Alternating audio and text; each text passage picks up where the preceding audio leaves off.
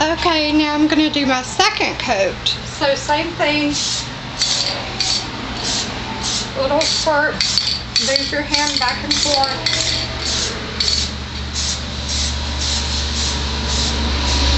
You want to hold it kind of far away because if you get it too close, it's going to run.